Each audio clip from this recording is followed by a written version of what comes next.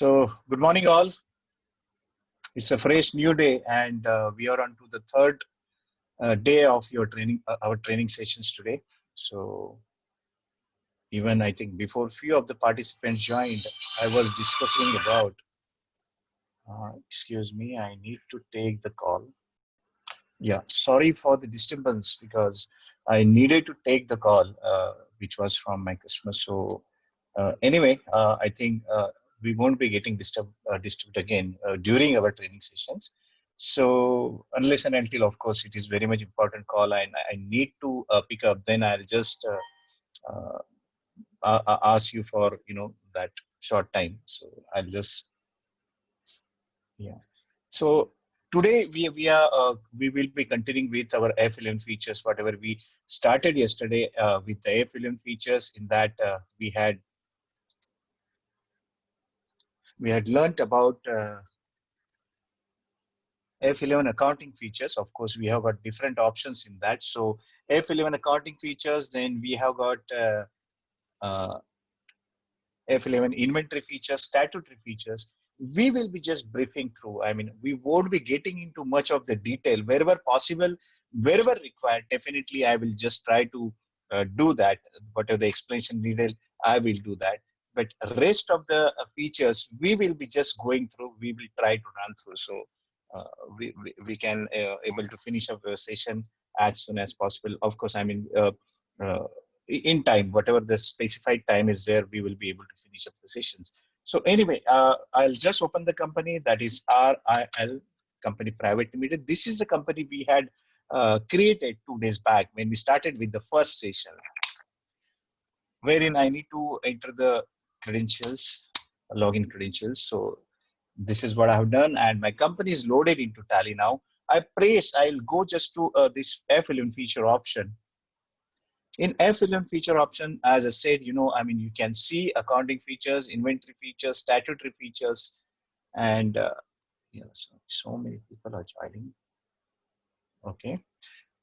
TSS features. We have looked into, I mean, of course, everything is self-explanatory what it could be. Like when I say accounting features, it's mostly related to accounting. And when I say inventory features, it's related to inventory. When I say it is a statutory and taxation, definitely you will, something will come to mind, like it could be GST, TDS, or whatever taxation as of now currently active for businesses. Those will be covered under statutory and taxation, whatever the central taxes and the state taxes. Then coming to the next one is the audit features. Of course, audit features are basically required for the chartered accountant in case they need to get into auditing mode, need to create some BCD auditing tables. Then they have to configure those part or set some features in F11 audit features. Then we have got a TSS features. If you remember in the first session itself, I had explained to you about the TSS. TSS stands for Tally Software Services. In case you can look at the information panel of my Tally screen. So you can see TSS expiry date is there. You can see the cursor movement. So TSS stands for Tally Software Services. This is annual subscription fees we need to pay to Tally. I mean, of course, we're using Tally, the license, perpetual license, then he has to pay to Tally for the next year or the 1 year annual subscription, in which you get host of other benefits, including the updates and upgrades. Okay. Then the last one is add-on feature. Yes, I talked about TDL. TDL stands for Tally Definition Language, in which we develop the external programming. Of course, using Tally as a platform and using TDL as a language, we develop so many other things. We can create new reporting, we can create new fields, we can change the print formats of whatever standard formats provided by Tally. So all those things can be done with the help of TDL, and add-ons can be listed over here, right? So I'll just move on to the first option, where we stopped yesterday. So I'll move on to the accounting features.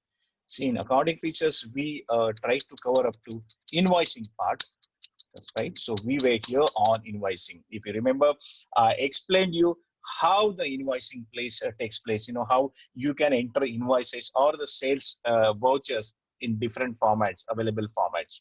So Invoicing plays important role, in case you want to print invoice in a good presentable format, so that it does. Same way you can do invoicing, you can use invoicing for purchases as well. You can use debit notes and credit notes, and you can use invoices for debit notes and credit note as well.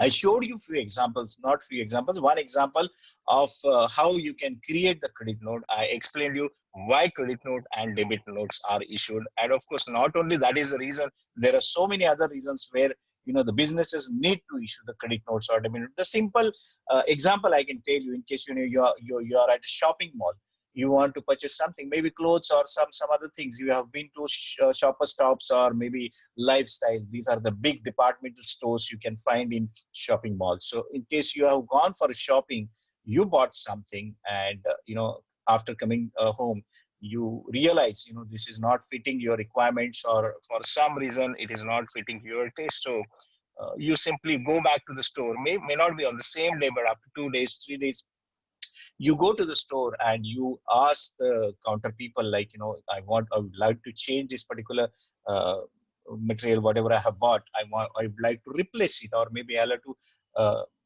give it back to you, because I am not able to find out the perfect fit and perfect color or perfect size or whatever. It's not matching my requirements. So what they do, they ask you to usually buy something else for that price. And in case you do not want to buy, then the ultimate option, what they do, they issue you a credit note. They issue you a credit note, and that credit note you have to preserve till your next purchases. So, next time you go to that shop again, or any of the lifestyle or a shop or shop, whichever it belongs to. If you go to anywhere in India, you can utilize that credit note and buy your materials. So basically, credit note is nothing but, in case something returns are there. Mainly, it's used for returns, and wherein you do not want to do the monetary transactions of paying back and all, then credit note is issued. Or maybe in case you need to reduce the value of your invoices. Example, I showed you, I have issued the invoice, but in some circumstances, like, say, the material is faulty, and I do not have the replacement capacity, or maybe I do not have the same material available with me, then I can issue a credit note, and that particular invoice get adjusted to that credit note extent, right? Now, moving on to the next important feature, that is budgets and scenario management. Now, what do you mean by budget? I mean, it's simply, if you look at the wording, budgets and scenario.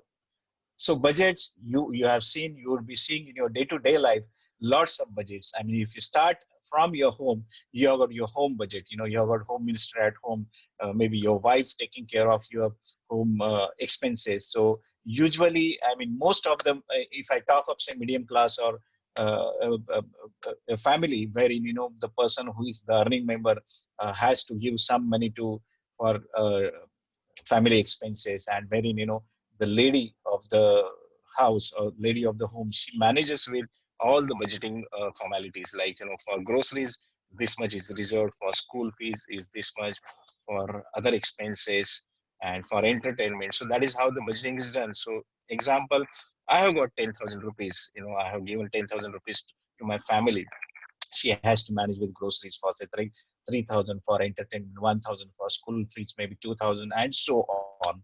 So this is the way budgeting is done. So when we talk it, this was at home level, but the same way, if we talk at our civic institutional level, that is, we have got a municipal corporation, we have got municipal corporation budgeting. Then if we talk at the state level, then we have state level budget, how the money is going to come. So usually for state, money comes in the form of GST, whatever the state part is there. So GST is the main earning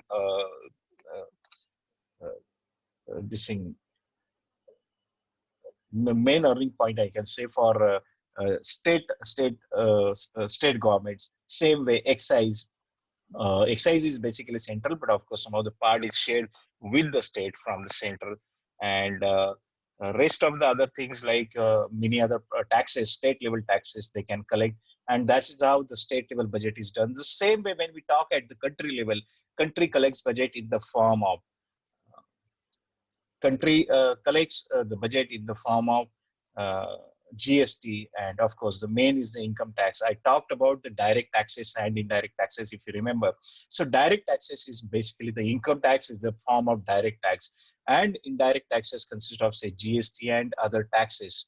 So when a country, India as a country collects all these taxes, they have to form their budget. Usually in the month of February, finance minister, come up with the budget, and they whoever he or she. Now we have got Mrs. Nirmala Sitaraman, who is a finance minister, central finance minister. She presented the budget, and in which she allocated some of the whatever they basically the estimations are done.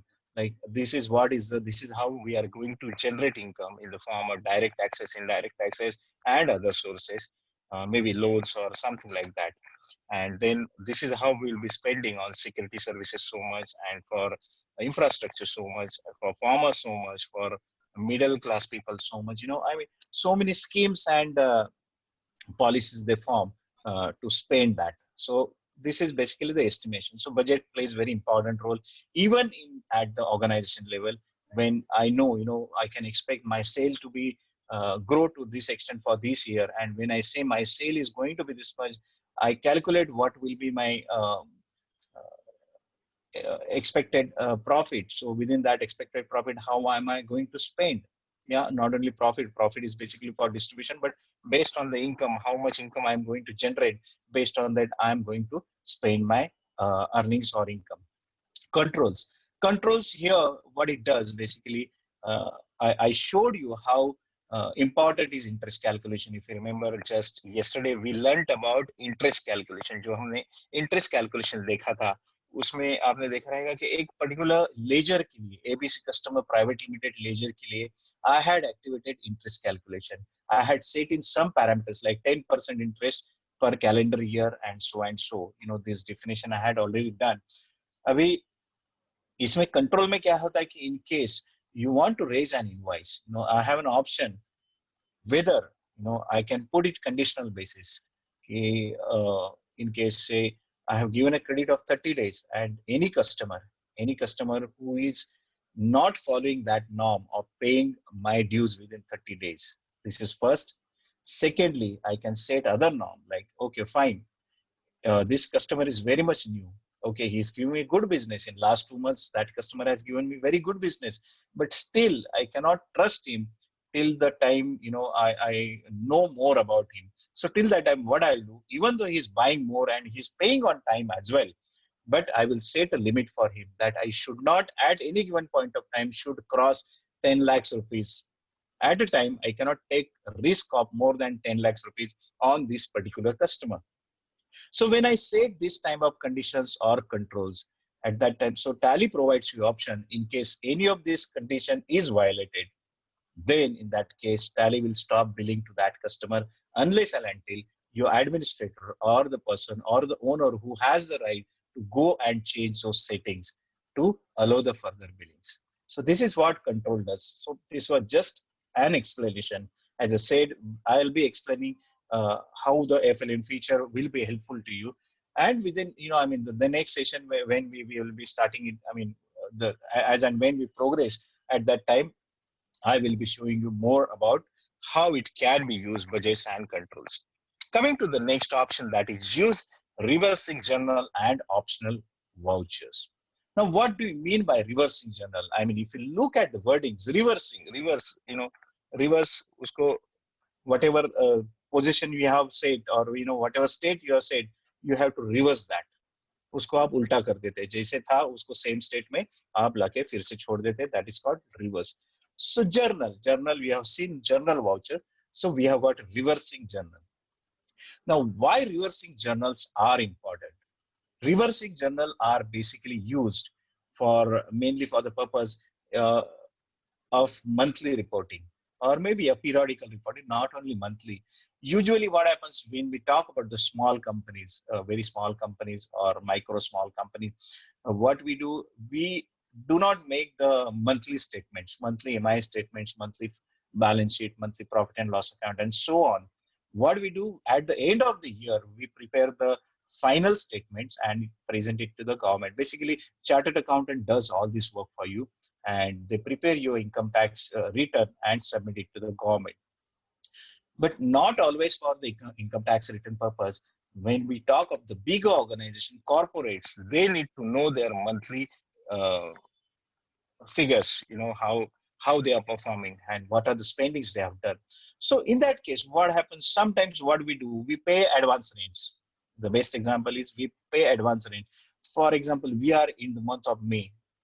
Example, say April month, my landlord asked me for the 3 months advance rent. So what I did, I paid April, May, and June, 3 months rent in advance. April is the current month, and May and June I paid advance. So does it justify, because I'll be entering that transaction in the month of April, that landlord account debit to payment account, or maybe to bank account, to bank account or cash account. Say example, 10,000 is my rent, so 30,000 I paid in advance. So what happens, I'll be posting that entry in the month of April. It does not make sense for the reason I'm paying, because I need to distribute it for 3 months. So when I make a monthly statement, I should know exactly how much amount I have spent for April, exactly how much amount I spent for May, and exactly how much amount I paid for June. So in that case, we can pass the reverse in general.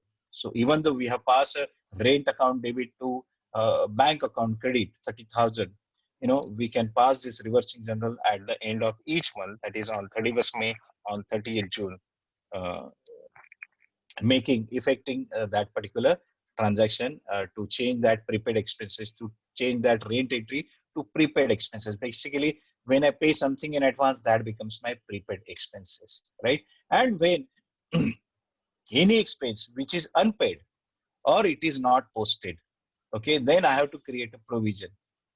Why provision come in place? For example, chartered accountant fees. Okay, chartered accountant provides me services throughout the year, and at the end of the year, he gives me a bill. But usually, bill the invoice he gives pertains to the previous financial year. Now, in the month of May, he's providing me a bill or invoice for the year services provided in the year 1920, that is 2019 and 20. So this financial year, whatever services he has provided me bill in the month of May. So can I go and enter that bill in my previous period? No, some of the softwares will not allow you to do that. Yes, Tally has that flexibility, but still, even in Tally, administrator decides that I cannot allow my users to go and post the entries in the previous financial year, because I have done lots of things. I do not want anybody to make some changes or mess up with my data.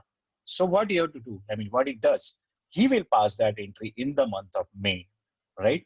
Whatever chartered accountant given, but he will pass a provisional entry in the month of March for that reason. That is audit fees payable. He will create a liability, audit fees payable to whatever the chartered accountant's name. And finally, when he enters that invoice, he will change it to audit fees, audit fees to audit fees payable in the month of March, and then audit fees payable to the chartered accountants. And this is how he can pass the entry. And this is where you can use the reverse in general, even for depreciation, in case you want to calculate depreciation uh, monthly wise. Usually we do it yearly, but for the purpose of, as I said, I want to check out exact monthly expenses. In that case, I can pass a reverse in general for the depreciation entry at the end of the month, which get automatically reversed on the next day. Just listen to my words. That reversing journal automatically gets reversed on the other day. That is, that effect remains for that one particular day. So if in case I have made any reversing journal entry on 31st of May, I can see the effect on that day only. So whatever reports I take out on 31st May, it will be displayed, or it can be showed on that only, of course, but it won't affect your original final accounts. You have to create a scenario for that. Just remember, it will not affect your actual regular accounts, regular final accounts. You have to make the scenario for that. Now, what is scenario? Scenario is nothing but the estimations. Basically, you create a scenario in your mind, like this is how my business is going to be in next 3 months. My sales will be, so you pass some dummy entry. My sale will be this much, my direct income will be this much, my expenses would be this much. Based on some percentages or based on some previous year's data, you stipulate something, you estimate something and pass those entries, and that can be seen in your scenario management. Of course, we are going to see it in the coming sessions. This was just the explanation. Of course, it was very, though it was explanation, it was a very lengthy explanation. Then very good option is optional voucher. So optional voucher, in case I take you to voucher entry. Oh, I'm so sorry, I have not activated the feature. I need to activate the feature to, yes, I'll just make it yes. I press Control A to save it. If I go to accounting voucher now, you can see this optional. Can you see my cursor movement? This optional button has been activated. So what does this optional does? See, if I click, that optional button has changed. That label has changed to regular. If I click on regular, that optional goes. Again, if I click on optional, this optional comes up. So optional, what it does, whatever entry I pass into Tally will not affect to my books of accounts. So if I say debit conveys 500 rupees and credit cash 500 rupees, my cash will not get reduced because it is not affecting my books of accounts. So how can this entry be helpful?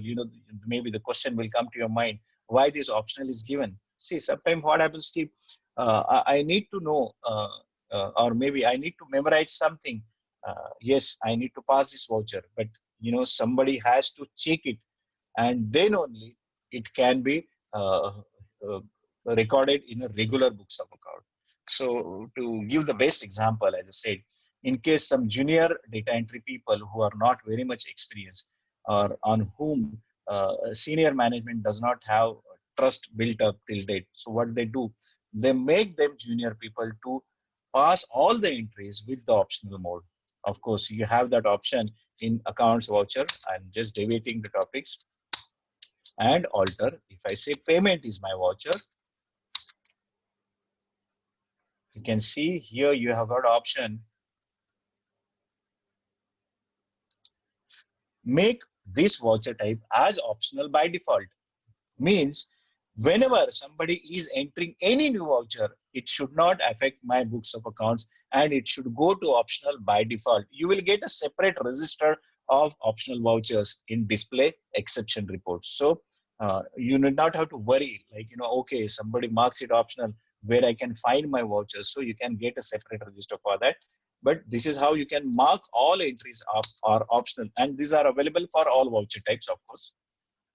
So when I mark it as optional, by default, if I set that optional, then it will automatically marked as optional. And whatever data entry junior person does, maybe he has entered in the morning session and the afternoon session, some mid-level senior person goes and check the entry. Okay, yeah, this entry is perfectly all right. I can mark it as regular. So what he does, he goes to this option and call regular. So somehow I can say this is a concept of maker and checker. Maker who enters the data, checker who checks the data. So this is the concept of maker and checker, or you can say the authorization of vouchers. This concept, basically we can, yeah, we can say this is a concept we can use for authorization of voucher as well. So I'll just come out of this option and I'll take you back to this F11 accounting feature. I hope you are clear with this budgets and scenario management, in which we learnt about budgets, we learnt about controls, we learnt about reversing journals, and we learnt about optional voucher. Okay, one more thing I forgot to tell about optional vouchers. Many people do ask us, sir, I want to make a pro forma invoice in Tally. How I can do that? So I'm so sorry. I'll take you back to these accounting vouchers again, and I'll just go to option called sales F8. This is my invoice. So when my invoice is recorded in optional mode, just listen to my words. When my sales invoice recorded in optional mode, that becomes a pro forma invoice. Can you see the title, report title? it has turned to pro forma invoice, and it will be printed as a pro forma invoice. So this is how I can see. Maybe a few new people would be wondering what I'm doing. So I just gave a print command. Here you have a print command. I say yes, print yes. Now I have got an option called zoom. You can say zoom. I click on to zoom. So my invoice has been zoomed. In case I want to do further zooming, just note down my words. In case I want to do further zooming, I have button plus and minus on my keyboard. So if I press plus, this is how I can zoom. Sorry, I wanted to show pro forma invoice. So I'll go again and I'll say zoom. And after zooming, I press plus button, right? So plus will do further zooming for me. Minus will do zoom out for me. This is how zoom in and zoom out works in Tally. The buttons are plus and minus on your keyboard. Note it down. Same way, in case I want to make a quotation, we have a sales order option. We have not learnt about sales order yet, but same way here in transaction, when we activate the purchase order and sales order, you will find one more option activated here called order vouchers. So when I say order vouchers, I can go to purchase order and sales order. So whatever sales order I'm using in optional mode, if I print it, that becomes my quotation. Yes, very interesting options now. We are moving to the features called banking features. I mean, at least for me, for so many years, this remained as one of the important sessions and very interesting. Whenever someone says, any of my clients say, "Sir, my check printing is not coming properly. Please configure it for me. It's not getting printed in right manner as it should be." So I love to do this job. I mean, you need to measure the dimensions of your check and put in the figures in the provided window. I can show you that. So we have an option called enable check printing. Previously, of course, now check printing concept is going to be outdated very soon. People are moving on to the E mode, that is electronic transaction mode. We are using UPI payments. We are using NEFT and lot of other electronic payment modes available to us. So, but still, few I can say it's not completely gone out, or it may take rather 5 to 10 years for check printing or check as a mode to be done away with. So we still have to use the check printing option, and I can show you how check printing is beautiful. I have activated check printing. Yes. So if I go to accounts info, ledger. See now, because of budgets and scenario, you can see these two options have been activated here. When we started with the blank company of Tally, there were only 4 options: group, ledgers, voucher types, and quit. We activated currencies, we activated cost centers, cost categories, and now budgets and control. So I'll move on to the ledger. I'll say alter. I have got a bank called IDBI Bank. When I choose my bank as IDBI Bank, just pay the attention. Very important thing. Of course, we will be learning it in banking section again. Just briefing you now. See, I have entered all this information. What is my company name? What is my account number? What is my IFSC code? Bank name. You can see the list of bank displayed here. Now Tally has tied up with so many banks. Basically, it's more than 500 banks I can see in the list. You can see 177 more that is on top and 377 more down. So it's more than 500 or 600 banks already Tally has tied up with, and they have set the check printing for all these banks. They have set the auto bank reconciliation within Tally. Auto bank reconciliation, how it works. First of all, I will explain you how about reconciliation, how reconciliation works, why bank reconciliation is important. That we'll be learning in the coming sessions. So here I can specify all these bank details over here and then move on to the set checkbooks. Set checkbooks will allow me to set the check number. Suppose 1,01,000 is my starting number and 1,50,000 is my ending number. Automatically it has taken my checkbook consists of 50 numbers. I say it is IDBI BK1, that is book 1. Same way, the next checkbook what I have received, say 101 to 100.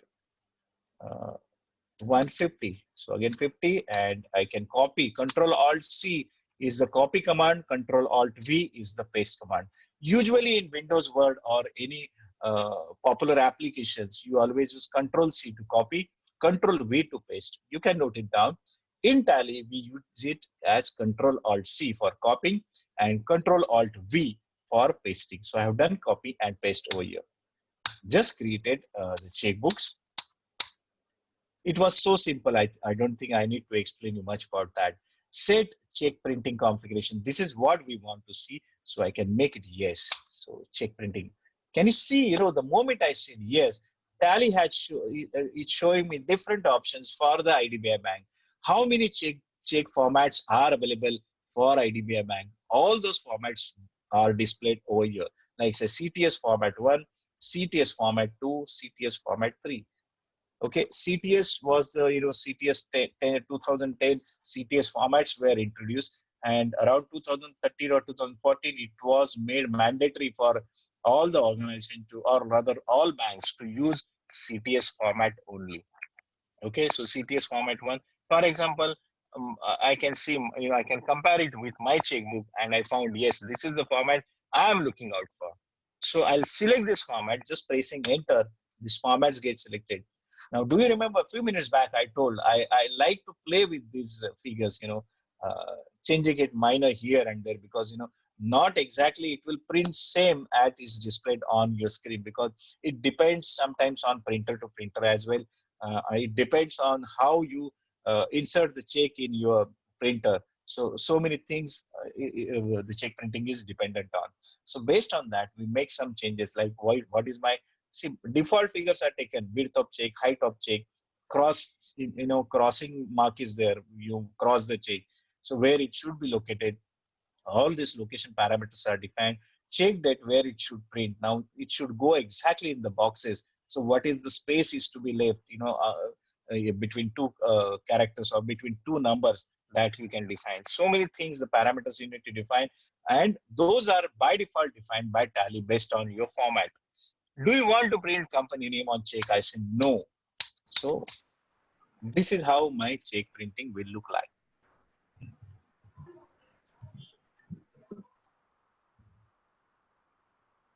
Right?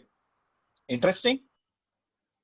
You can try it out on your own checkbooks in case you have got, of course, this is a lockdown period, but in case you have access to your printer and your computers, your Tally, you can try configuring it. Very beautiful feature what Tally has given. And in case now many people make mistake, let me go to that part. In case I want to do some minor changes, by default Tally cursor comes onto CTS format, whatever the top one, the first one, but my format is second one. Even though I come here and press enter, it will not, it will allow me to change, but in case I have already made some changes, those changes will go off. So once you have set your check printing option, you can always, for alteration purpose, you can go to user defined. Can you see user defined button on the right side? I think, sorry, my Tally is hung up. Just restart it.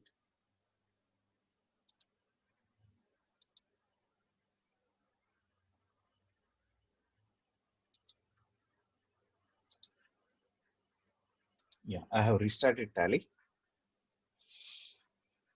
Okay, I'll go back to my company, that is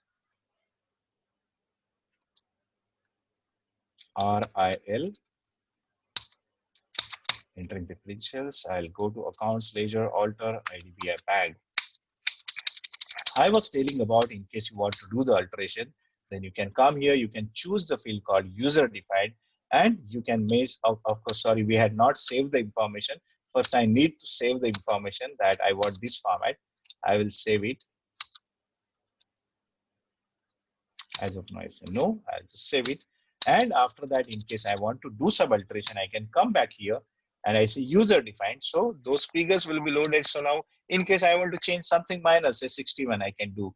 In case 20, I want to do 19, I can do.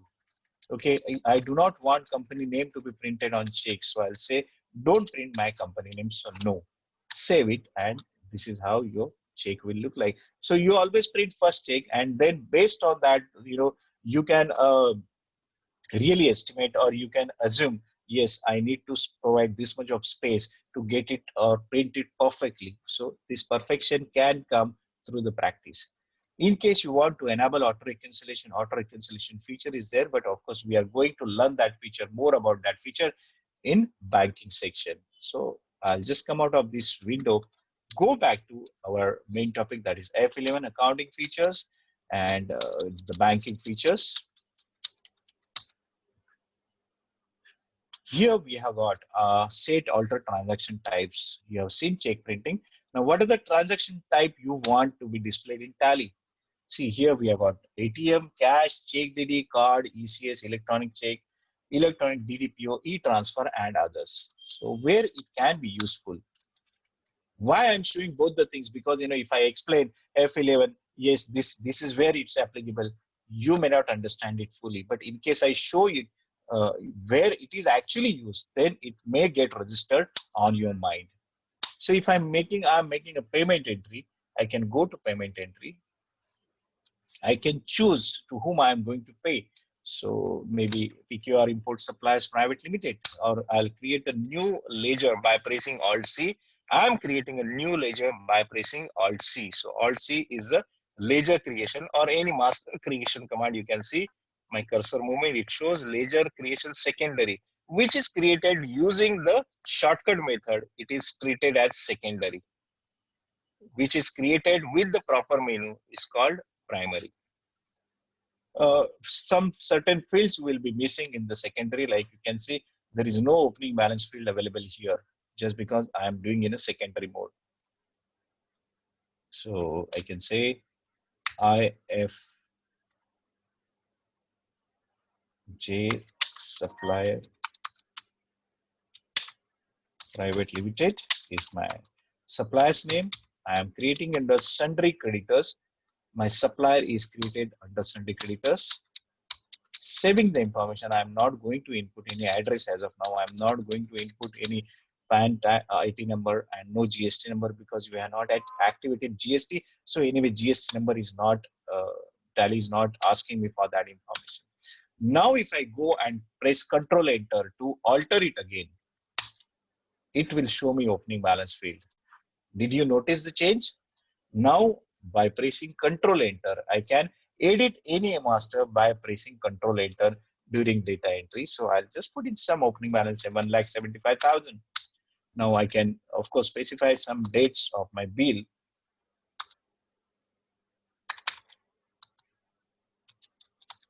This is my bill. 30 days credit was given, or maybe say 45 days credit was given. And you can say 80,000 was first bill amount. See, every amount, I mean, the entire amount was in on account. I'll be explaining what is on account. So everything was in on account. The moment I keep on entering the bill details, it is getting changed into the bills. Okay, on account now has become 0. So whatever you are not allocating to bill number will go as an on account. Say for example, in case you have got outstanding of say 5 lakh rupees, and with for 10 bills, 10 different bills, the total amount is 5 lakh rupees. But you really do not have money during this, say for example, lockdown period. You have some fund crisis now. So what usually your supplier says, sir, please do one thing. In case you are not able to pay it bill wise, bill to bill, do one thing, you pay me some on account money, some ad hoc money, some on account money. So you, without calculating per bill wise, like say 80,000 plus 95,000 total 165, you pay something, say 1,25,000. So he has to adjust it. Either he can keep it in on account and adjust later on, or he can partly adjust in a single bill and the balance in the other bill. Both the ways he can do, but this is how on account can be explained, wherein the bill information is not available with you. Okay, so it's safe. Suppose 50,000 what is the amount paying out of 80,000. So out of 80,000, when 50,000 is paid, 30,000 will be pending against this bill. Now I'm selecting my bank account, that is IDBI bank account. The moment I select IDBI bank account, you can see the transaction type field is displayed. Now it shows by default as a check. If I press spacebar, please remember, you can note it down as well. In case you want to invoke the list of masters available for that particular field, you can press spacebar. So if you press spacebar, you can see only 3 options are available: check, e-fund transfer, and others. I'll just press backspace. I'll press F11 feature because F11 I can press from this screen as well. So F11 feature option is available. I will straight away come to this option by mouse key. Set alter transaction type, yes, and I can choose what are the transaction types I do need in my payment voucher. So if I say ATM, I want cash, sorry, yeah, I want card, I want ECS, I want electronic check, electronic DDPO, everything I want. So those will get activated. I'll save it by pressing Control A. Control A is the accept command, so I'm just saving it. Now press spacebar. Can you see the different transaction types are available to you now? I can do e-fund transfer. E-fund transfer is nothing but NEFT or RTGS you do. That is done through e-fund transfer. ATM in case you want to do ATM withdrawal. ECS in case you have got ECS information, whatever for your EMIs, you do ECS instruction. So ECS is one part. Then sometimes you pay online, going on to website, you pay online, then you can use it as electronic check or electronic DDPO. So, for example, you are paying tax, GST or TDS, you can do through this method. So this is how you can enter this information with the help of transaction types. Now I have entered check. I'm going to save this entry. Okay, this check information was not saved, so I'll just go and save it again because our tally was hung up.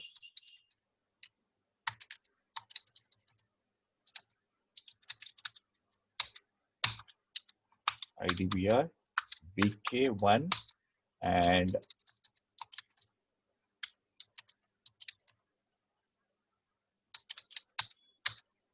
I said Control Alt C to copy, Control Alt V to paste. Saving this information. Now in check, can you see the check range has displayed now? Whatever checkbooks available with me, I can use that checkbooks, check register, basically checkbook. And how that say first number is this, you have to input it once, next time it will take automatically. Again, in this F12, you want some other options to be activated. This screen, you press F12 and you say, I want to show voucher reference ID. I want to see email. I want to say cross, using cross. In case you are giving bearer check, then you have to remove the cross, show transfer mode. So many features, so many different fields will be available here. Remarks, email, all those fields. So F12 you can play with, and whatever activations you want to do, whatever screen changes you want to do, you can do with the help of F12. You can always keep a habit of writing narration because most of the times we do not write narration, and when we try to do check our historical data, we do not get any sort of information.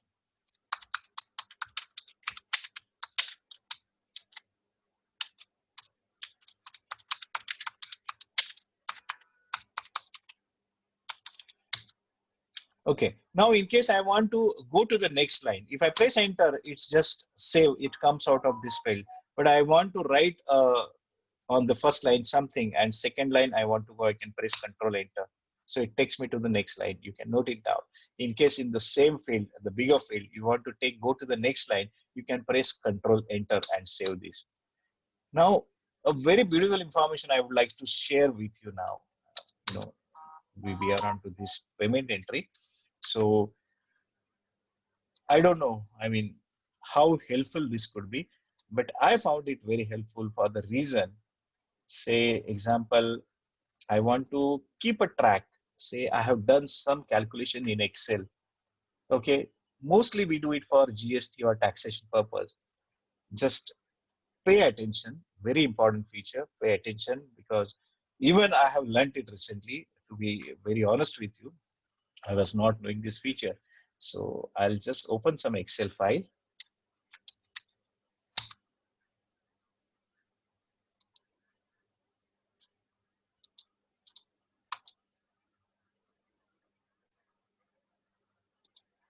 I have opened an Excel file. I can show you with the new share options. This is the Excel file what I have, right? Now assume that this is the calculation I have done for this voucher, say GST payment or something. This calculation I have done. What I want to do, I want all this information in my narration. I straight away copy, I select the entire information, whatever is required.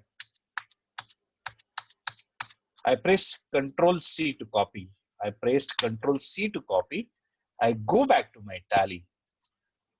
I go back to Tally and I simply say, now I have already pressed Control Enter and I have come to next line. I say Control Alt V.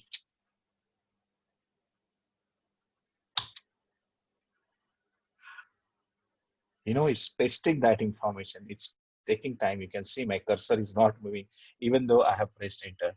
So where this information will be useful for me, whenever I am trying to look at, sorry, my Tally is hung up, it seems, because information was heavy. No, it's still working. Just allow me some time.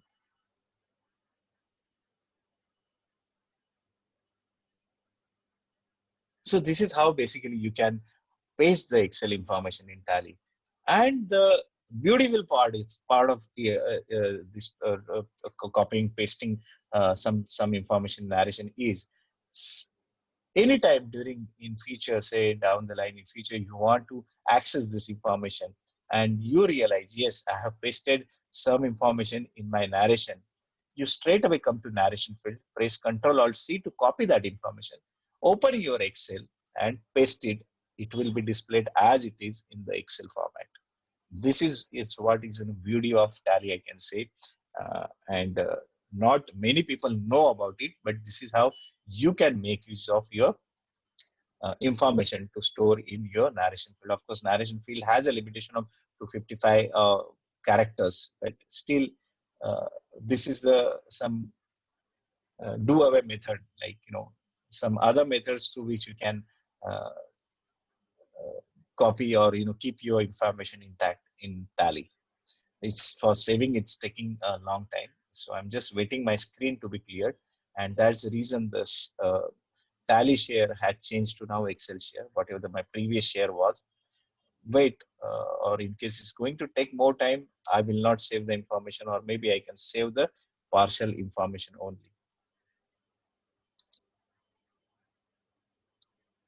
Hope you like the feature. In case you are liked, you can always comment in the chat box.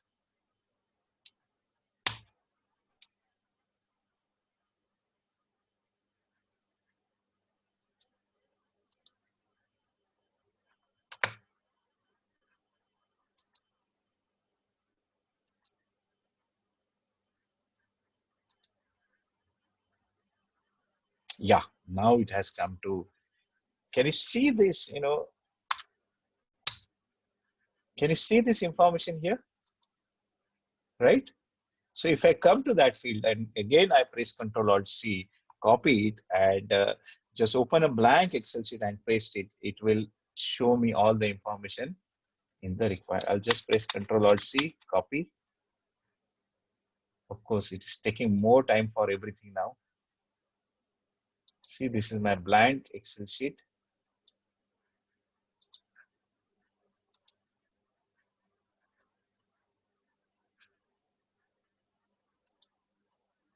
I just try to paste. See, the entire information is getting pasted as it is. How beautifully you can store this information in your narration field, which could be very much helpful to you. Yeah. Of course, I am just sharing this information with you, but I do not still know what are the cons of this. That is, what could be the disadvantages keeping your information in this format. As of now, I have not encountered any kind of data issues, but in case, this is, as I said, just for your information, was a beautiful feature and thought of sharing with you. So this is where we can do it anyway. I'll just move on to Tally because as usual, we always run out of time, explaining all these things.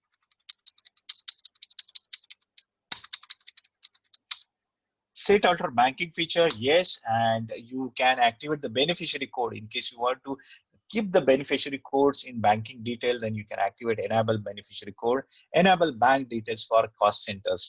Mainly cost centers are used in case you are using payroll, then cost centers are used for the employee information. So in case you are using cost center and say employee information is there, so definitely you would like to keep the bank details of your employee. So you have an option, enable bank detail for cost center as yes, not only for payroll, but for other purposes. In case you want to keep bank detail for cost center, then you can say yes. Set alter post-dated transaction features. Now, what do you mean by post-dated transaction? Let me explain this concept. Basically, in India, it's not much popular, but yes, in Gulf countries, this is very much important. I was based in Dubai from year 2001 to 2004, so almost almost 2 years I was there because at the beginning of 2004 I came back to India and I went to Uganda then. So at that time I used to go into Dubai markets and many other Gulf regions, and I realized, the many people were demanding that we want something, a report. It should show us how much post-dated uh, checks are lying with us, because most of their transactions are done on the credit basis. And when I say done on credit basis, they have to issue some security against that credit. So for example, my supplier is giving me material on the credit of say 60 days. He will ask me to give me a post-dated check. That is, today I'm making a transaction that is on 22nd of May. He will ask me to give me a check of 22nd July. I'm just taking whatever, say 60 or 60 plus days. Here, he will ask me to provide that guarantee or surety of 60 days. So what I'll do, I'll prepare a check dated 22nd July 2020 and issue him the amount, check of the same amount for the material supplied, or for the same amount the invoice has been raised. This is where post-dated will come in picture. Moreover, I talked to you about the controls. If you remember, just few minutes back, I explained to you about the controls concept. And in that, I said, in case anybody is crossing or violating my credit days period, or anybody is violating my credit limit period, that is amount wise, I said day wise, it is 30 days, amount wise, I cannot trust him more. So I'm just giving him 10 lakhs rupees of credit. So 10 lakhs, anytime he crosses the 10 lakhs, my billing will be automatically stopped. But when I say include those post-dated transaction here, include those post-dated transaction for calculating my controls. So suppose I have already billed him 9 lakhs rupees or 9 lakh 50,000 rupees. He wants, or my customer wants, 2 lakh rupees worth material more. He needs 2 lakhs rupees worth material more. So my billing is going to cross 10 lakhs rupees. It will become 11 lakh 50,000. Now my tally will not allow me to make further bills to that particular customer unless and until I go and edit my uh, new limit or set my new limit. But herein, if I'm activating the post-dated transaction to be included for that credit limit.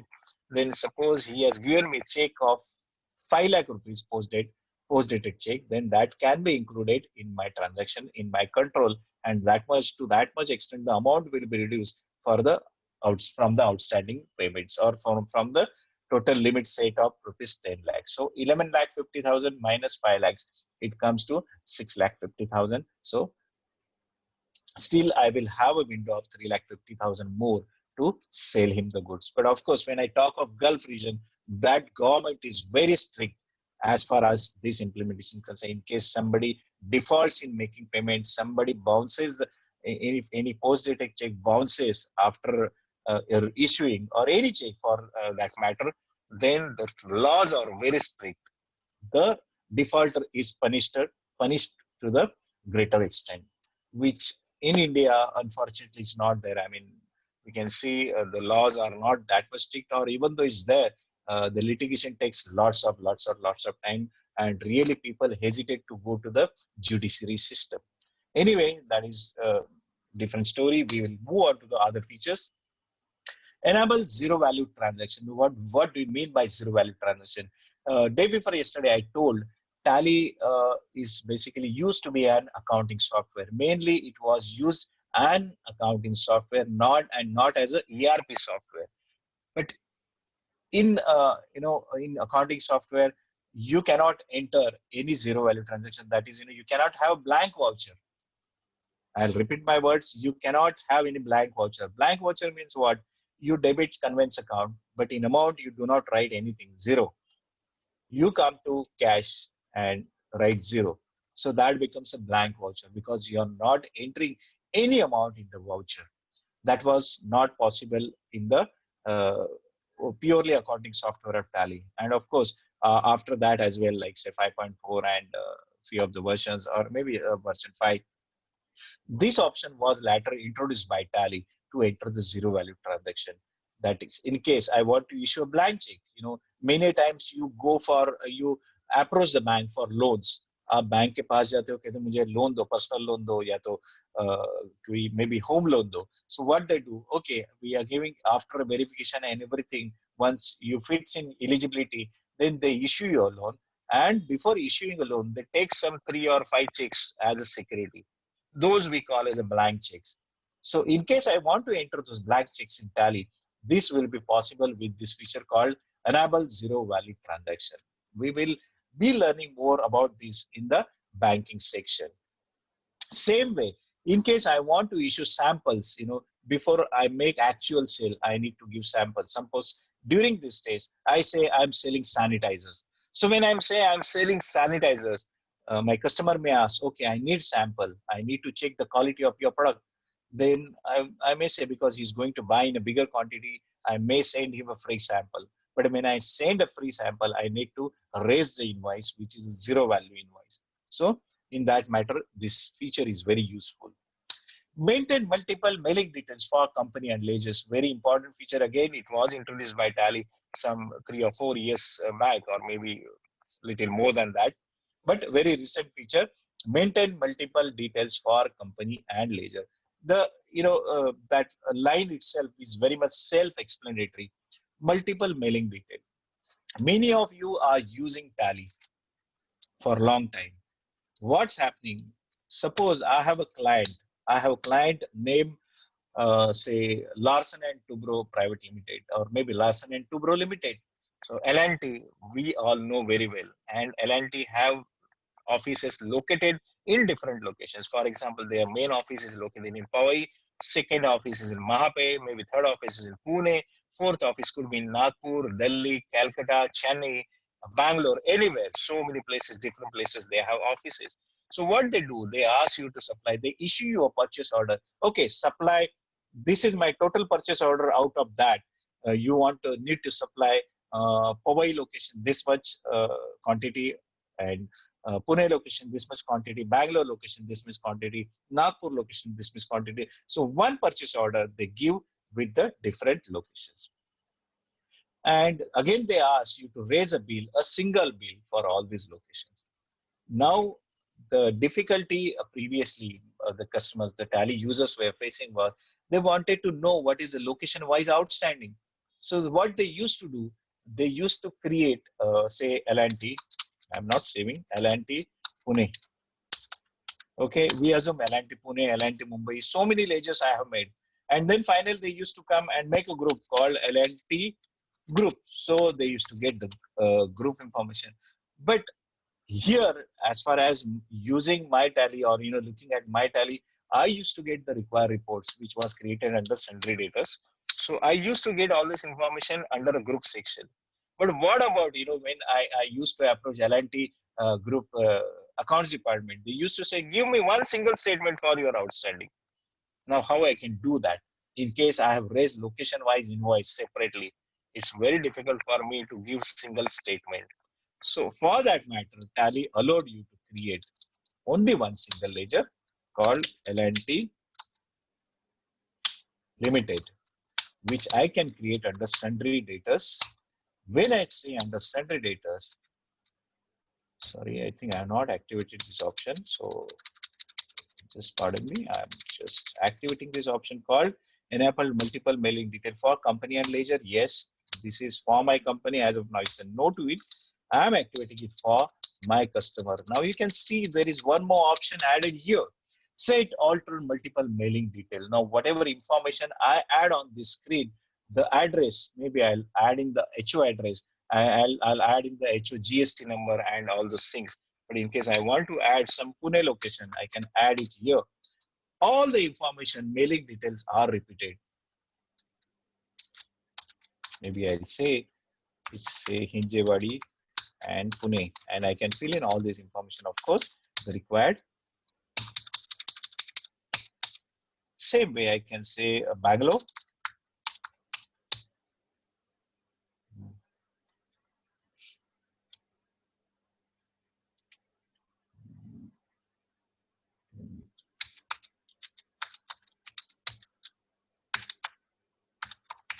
Say Bangalore, and this is Karnataka. I can check the state. I will have GST number over here for that location. We are not yet activated GST. That's the reason it's not displaying. When we activate GST, that GST number will be displayed. So for each location, I can maintain GST as well. This is how I can create. And when I want to make the invoicing, F8 is sales. You can say F8 is for sales. I can come to say L&T Limited, one single bill. It will ask me what is your address type. If you select Bangalore, it will print Bangalore. If you say Pune, it will take Pune. This is how this particular feature is very much useful in case we want to maintain only one single ledger with the multiple mailing information. Right? I hope you are clear with this. Same way it goes for my company as well. In case I am operating from say Mumbai, but I have a branch office in Pune as well. So from where I would like to make the invoice. This is my Mumbai address. When I say Pune, I can say Pune, yes. Say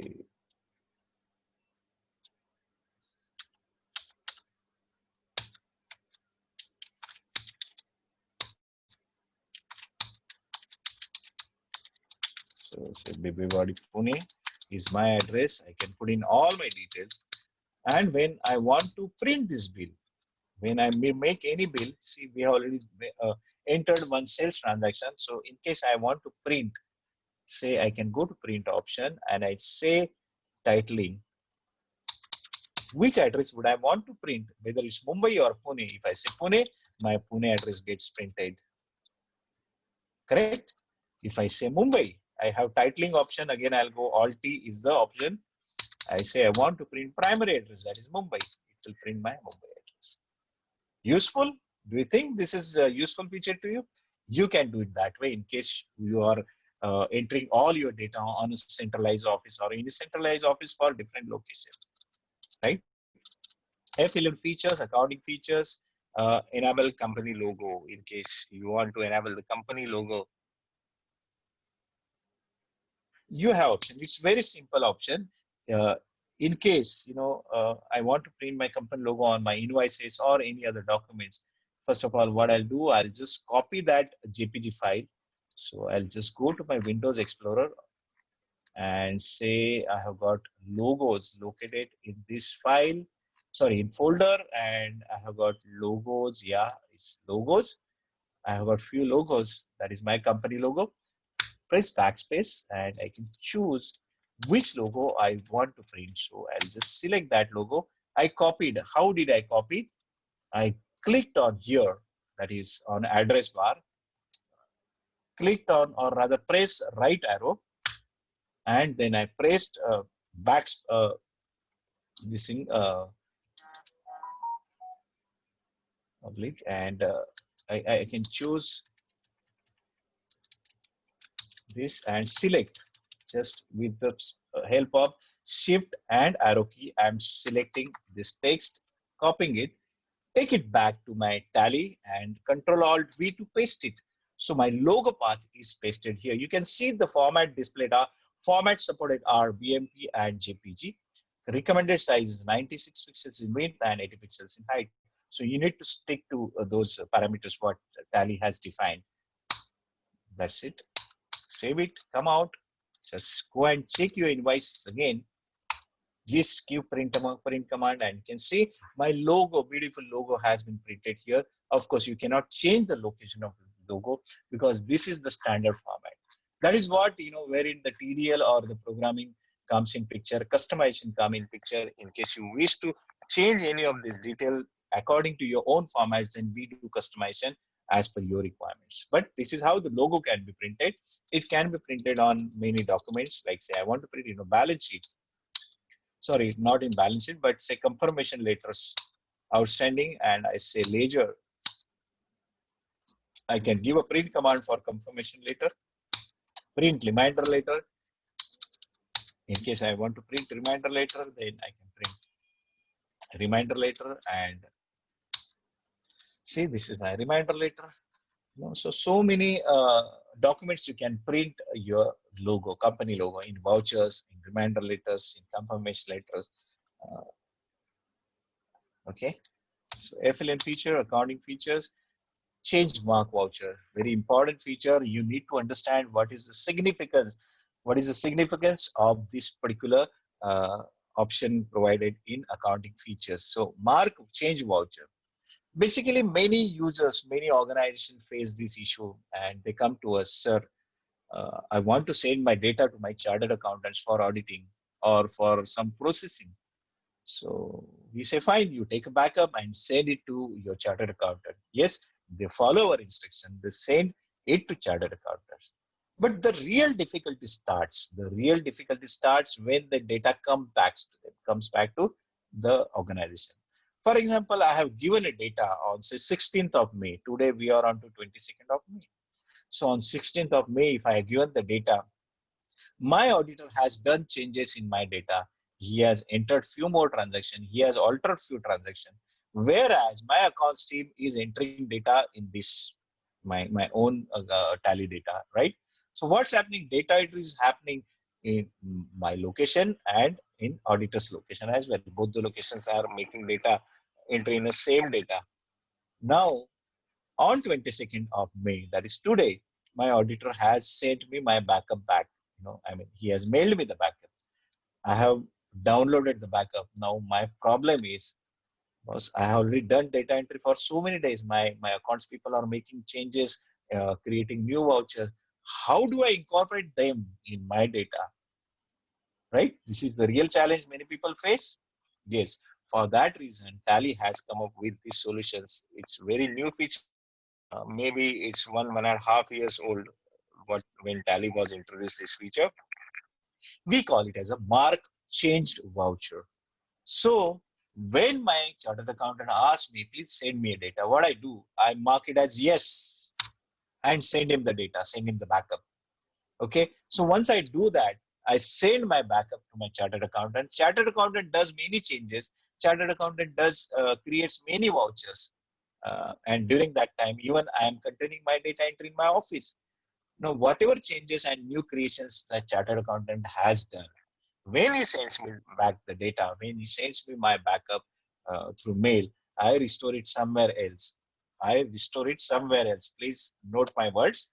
I am restoring it on my some location, not on this location. जो मेरा data path है, d:/tally.erp9 data. No, I may create data one, or यहाँ पे I can go and restore my the chartered accountant's data or whatever, maybe different location itself. In E drive, I restore. I load that data and I get a report in display exception report marked voucher. यानी जितने भी voucher ये data भेजने के बाद उनके पास गए हैं, वो mark करके मुझे ये register में display हो जाएंगे. So whatever newly created or altered vouchers will be displayed here. अभी simple, मेरा job बहुत simple हो गया. Whatever the marked vouchers are displayed here, I can export in XML format and I can import them in my regular Tally data and my problems gets resolved. Okay, my headache is gone here. Very important and useful feature for all Tally users. We'll move on to the next section, that is inventory features. In case you have got any queries related to accounting features, please note it down.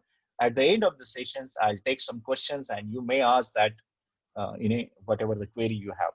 Moving to inventory features, we have got integrate accounts and inventory. I think we have seen this feature. If you remember in F1, I press F1 accounts. You have integrate accounts and inventory. I do not have to explain it again because I had explained it enough yesterday itself. Enable zero value transactions. So there are many duplicate features in even F1. You can see enable zero value transaction. Yes. So same feature is available here. Similarly, if you look at the invoices section, invoicing completely the same except for the last option, use separate discount column. So I do not have to explain you what is invoicing as well. So we move on to the next one, that is storage and classification. What does you mean? What do you mean by storage? So storage is nothing but whenever you buy some material, you keep it in some safe place. Maybe you have a stores department. Maybe you have got a bigger um, uh, volume of materials coming in. So you have multiple godowns, say godown 1, godown 2, godown 3. Or I may have multiple offices. Say I have got a Pune office, I have got a Mumbai office, I have got a Powai office, I have got a Andheri office, say Mahape or Navi Mumbai office. So what I do, I create so many godowns, and whatever material coming to my company or I'm sending to this different location, I create godown in this name and store my material in that name. I'll show you how it works. Maintain multiple godowns. Yes. After I made this, I have set this as yes. In inventory info, I will find one option coming up, that is godowns. I can create, by default, Tally has only one godown called main location. I can create my own godowns, that is say Pune godown. Allow storage of materials, yes. If I say yes, then only it will allow me storing of material in this godown. Our stock with third party or third party stock with us, this is very useful for job costing feature. We are not looking at it now. So I'll say yes to it. I'll create one more called say Mumbai, saving it. Now see, you can see I've got 3 godowns available for me. So when I purchase something, I have got purchase entry. I press, of course, I'm pressing shortcut keys like D for display, A for accounts books, and P for purchase register. So I'm moving a bit fast. So in case you do not understand, you need to keep in one thing in mind. I will be pressing all these shortcut keys in case, because this may be time consuming work for me, and this may consume more time during our training session. So accounts, I can just utter the word like accounts books, and I can go to purchase register. So P is a purchase register. Come to that month wherein you can find the entry. So on 20th of May, we have entered one purchase transaction. I'm just trying to edit this entry. When I come to stock item field, it will ask me for the location. Can you see the go down has been displayed here now?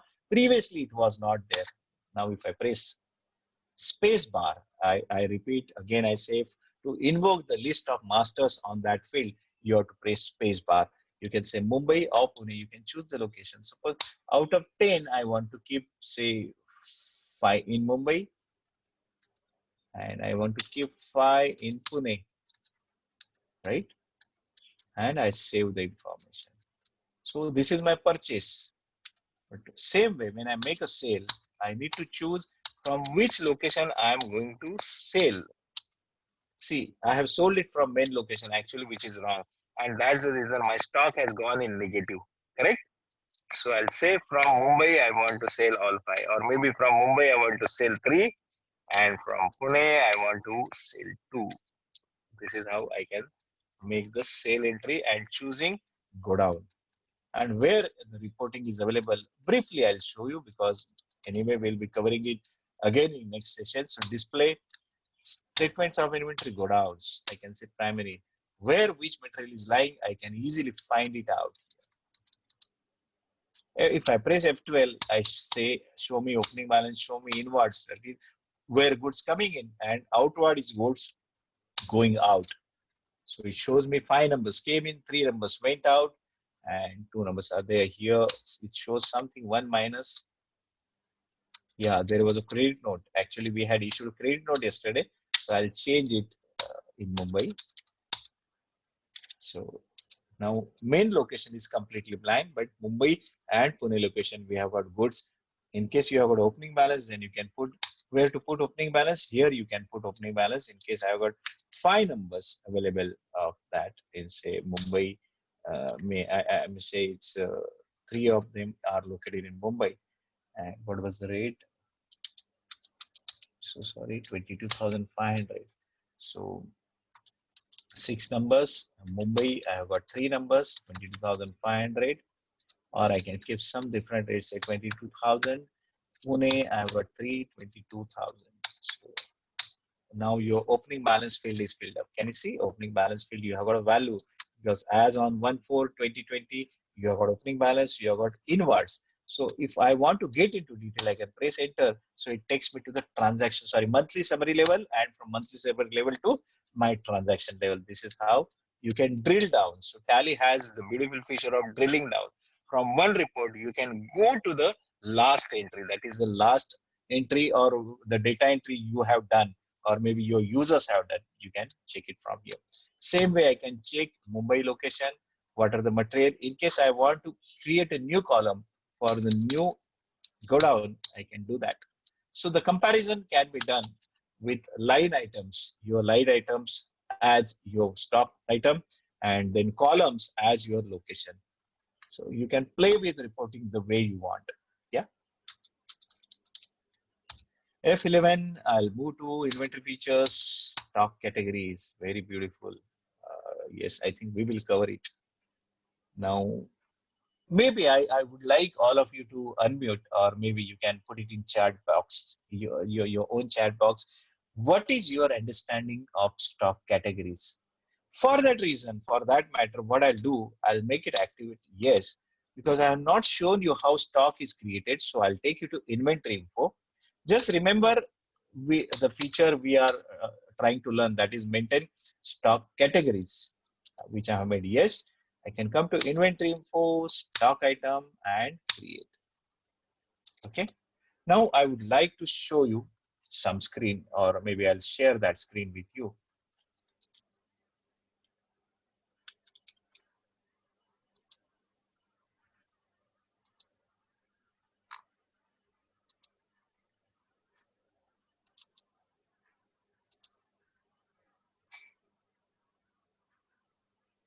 Yeah, knowing stock group, subgroup, stock item, and stock category.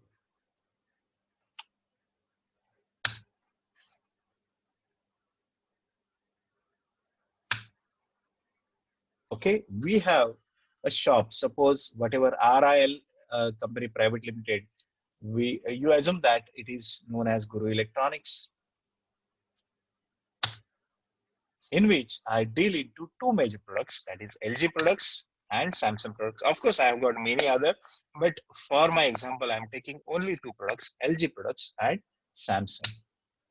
In LG products, I have got two different options, that is LG TVs and LG refrigerators. Same,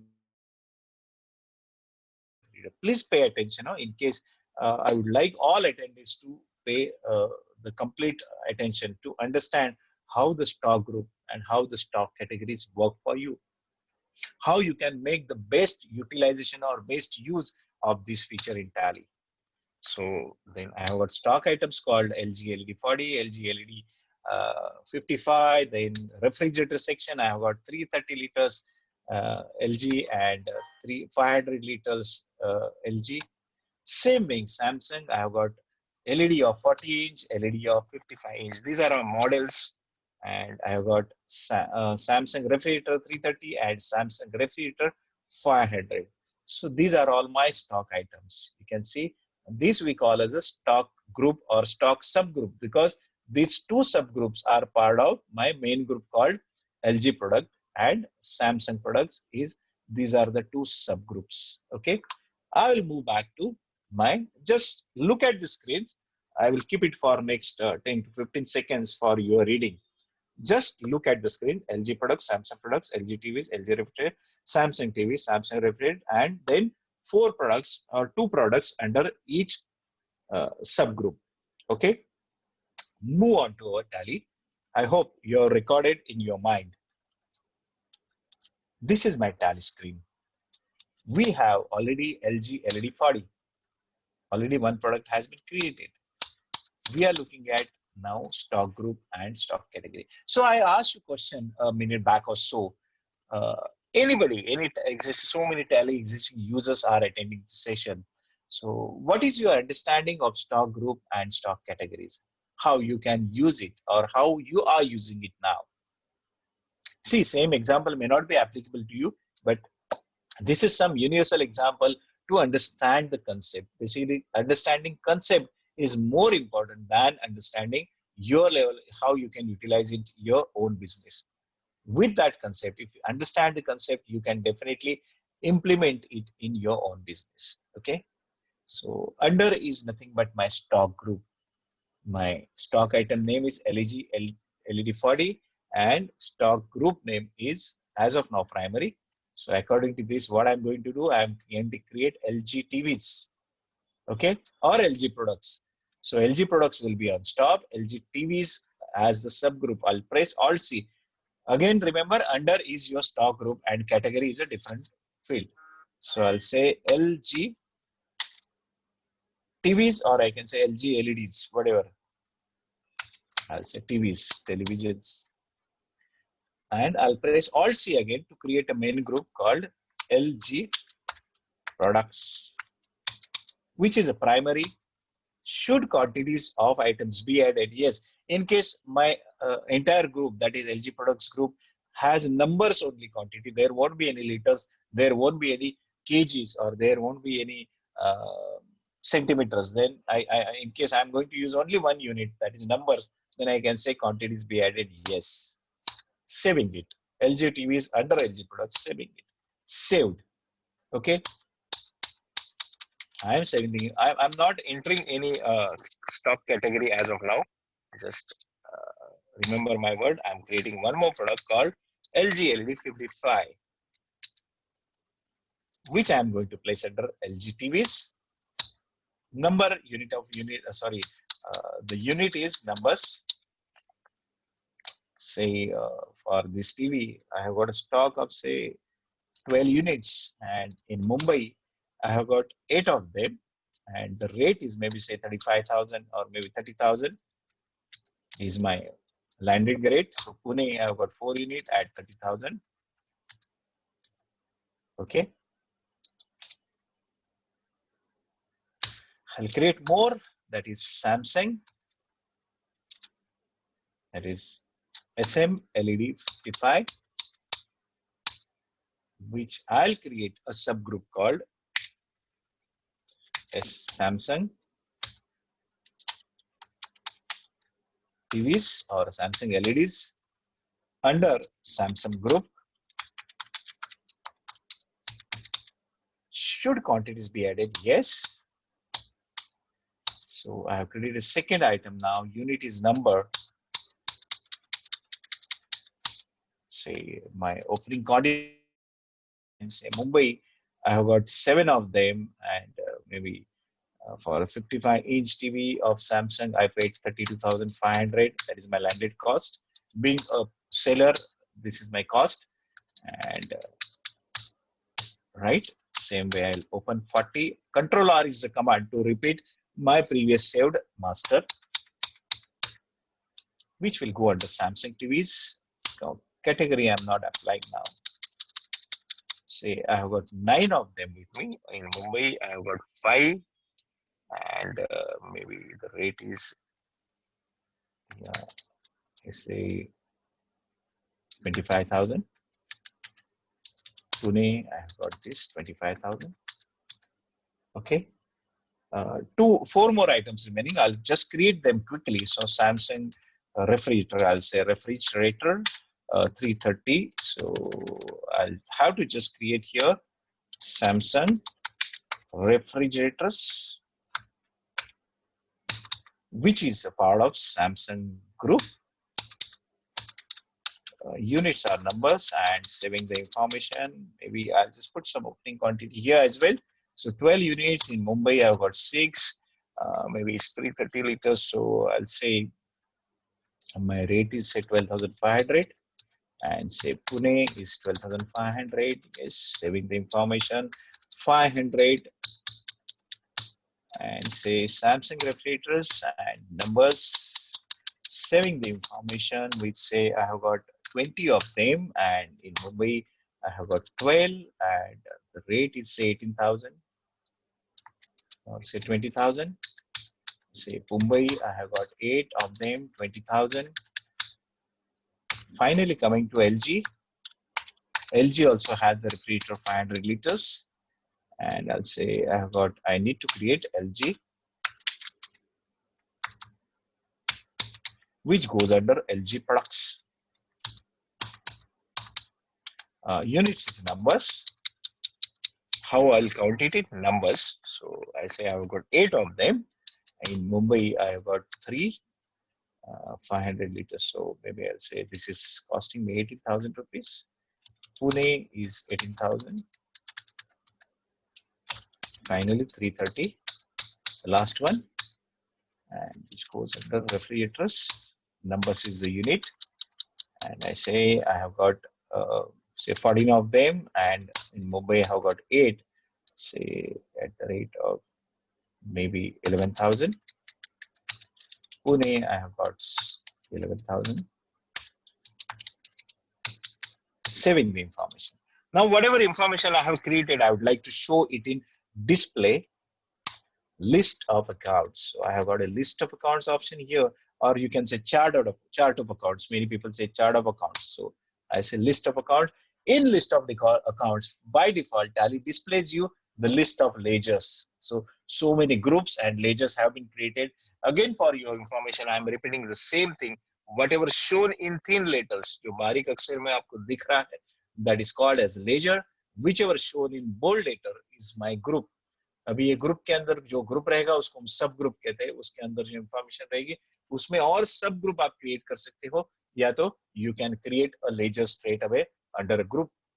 but I want to look at my stock items here. See, very simple now. You have got, yes, I made one mistake, so I need to alter that because some LG refrigerator I have by mistake added to Samsung refrigerator. So just enter, and I'm just going to change that to LG refrigerators. Save by pressing Ctrl A. Now you can see I have got 2 main products, that is LG products and sorry, this is Samsung products. So same way you can have audio system, washing machines, air conditioners, different category of the electronic items. Then you have got these subgroups which are created under Samsung products and these subgroups created under LG products. And these are the 2 stock items created under this group, and these are the 2 stock items created under this group. Same way here. I hope you understood the concept of stock group. Now we will look at the stock summary based on the information we have entered. See, in case I want to expand all level, that is, I want to know the stock item name as well, including godown name, then press F12. I repeat, press F12. Go to expand all levels in detail format. Yes. So it will show you all information, including your stock item, where it is located. All this information will be displayed here. It shows me closing balance. If you say by default, stock summary shows me closing balance. But if I press F12, I say show me opening balance, show me inward, show me outward. So this is how it shows. We have done certain transactions in LG 40-inch TV, if you remember, so it shows me inward and outward information as well. But for rest of the items, it is showing me just inward, opening balance and closing balance as the same figure. Now we assume that a customer walks in. I am the electronic shop owner. A customer walks in and he asks me, sir, I want to buy Samsung refrigerators. Suppose not Samsung, I say, yeah, Samsung LED 40-inch TV. Okay, I want at least 10 of them. मुझे 10 Samsung LED 40-inch TV purchase करने हैं. मुझे Samsung ही चाहिए 40-inch TV. तो मैं Mumbai shop में आया है. So what I'll do, I'll just go and check. अरे boss, I have got only 5 available with me. Why this is called information technology? Why any software is called information technology? Because it provides information on your fingertips. ये मुझे एक ही screen पे सब कुछ दिखाई दे रहा है कि what is my stock of Samsung LED 40-inch TV in Mumbai. 5 numbers है. Now I want to sell 10. How I'll do it?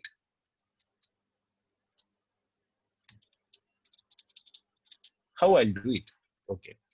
So I'll take you back to this screen. This is how we have created our chart of accounts or chart of stock items. LG products, Samsung products, then TVs, refrigerators, and so. Now we'll look at the explanation. These are called stock groups. These are called subgroups, second level. And these are called stock items. The last level are called stock item.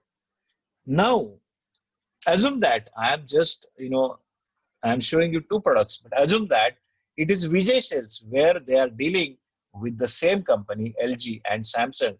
But not only TV, they have got Samsung TV, refrigerators, mobile phones, washing machines, air conditioners, and so many other electronic products. So going through all these products, the list, it's very cumbersome job for them. So unless they have got information with them, they won't be able to make the decision, or they won't be able to make a sales to the prospect customer. Okay, so this is where stock category come in picture.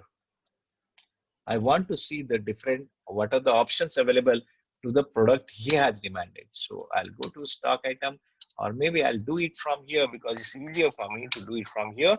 Display list of accounts, and I've got stock item option. What I'm doing, I'm going to first option. I'm just creating a category here. I'm coming to category option, pressing Alt C. Now category can be created from here as well. Inventory info, stock categories. See, as of now, nothing is created, so it is showing me create option, and alter and display option is blank. So if you want to show me it from here, I can do it from here.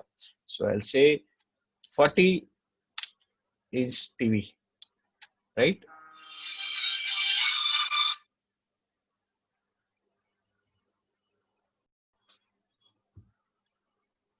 Okay.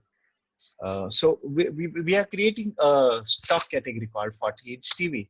Of course, you have an option to create it under some other category as well. So one more is 55-inch. Rest I'll create it from there itself. So I'll go again back to that screen, that is display list of accounts, and I have got stock items. Okay, here I want to create a category called 330 liters refrigerators, right? Saving the information, just note it down. My group is LG refrigerators and my category is 330 liters refrigerators. Same way here in category, I will create 500 liters refrigerators, correct? So I'm saving this information once again. Then I'll come to LG LED 40. Here I'll choose 40-inch TV. And for 55, I'll choose 55-inch TV. For Samsung, I'll do the same thing. I hope you're understanding what I'm showing on the screen. In case you have any difficulty, please, you can ask me the query because I'm moving little faster. Maybe that is what I think, but this is my normal speed. So in case you did not understand anything, any concept what I'm doing, you may correct me offline, or you may ask me the question at the end of the sessions or in between. Excuse me. So I got a 500 liters here, saving it. Same way here, 40-inch TV and 55-inch TV. So category is my 55-inch TV. Saving this. So this is my list of stock item according to stock group. That is, stock group is on the top level. If I want to look at its stock categories, this is how it will show me the report in a different dimension. It was grouped as per the product. If you look at, that was grouped as per the product. This is grouped as per the category, right? So this is a different level of grouping basically. So how it will be useful to me? As I said, I'll go back to my example again, F12, expand all levels in detail format and detailed. So the customer walks in my shop. He asked me, I want SM LED 40-inch TV, Samsung 40-inch TV, 10 numbers. Now, immediately, I'm to pay you cash. So I check, I have got only 5 numbers available in Mumbai. What I'll do? I do not want to leave my customer because he has come up with the cash. And I know the next door electronic shop has the stock. Now it's my skill. It's my skill based on the information available to me. How, as a salesman, I am going to sell him the comparative products, or maybe the similar kind of product which is matching his requirement apart from brand. So if the information is available to me, I can do that. But information is not available to me because there are so many products lying in my godown. How I'll take my decision? So if I want to know what is my category wise stock, like say 40-inch TV. Okay, he's looking for 40-inch TV. I go to inventory reports. I say stock category. So I can just browse. I can just go through, drill down to 40-inch TV, and I get to know, oh, boss, I've got LG. I don't have Samsung, but I've got LG. Fine. Say, I assume in Mumbai, I have got all 12 units available, though we have bifurcated in Mumbai and Pune 6. I assume that I have got all 12 units available in Mumbai. So my sales pitch will change now. आप कभी भी electronic shop में जाते हो, आप एक चीज पूछते हो कि सर मुझे ये पसंद है. So salesman, in case he does not want to sell that product to you, but a different similar kind of product wherein he is getting better margin, he will start selling you that product. Basically, he will change his sales pitch. So same way he will change the sales pitch here. Sir, Samsung has this problem. He will talk about the pain area. Sir, Samsung TV has this problem. Its LED screen may or it has a limited warranty. The warranty is only for 1 year. But if you look at LG, is much better product than that. It has a 5 years warranty, and plus you can look at the pictures. You can see it's so smooth. The screen is so smooth. The quality of the picture is so smooth, and that is how he can just change his speed and sell the product. He will not allow that prospect customer to go out of his shop to the next door electronic shop. So this is how the information plays very important role, and Tally gives you the different dimensional report in Tally with the help of the stock categories.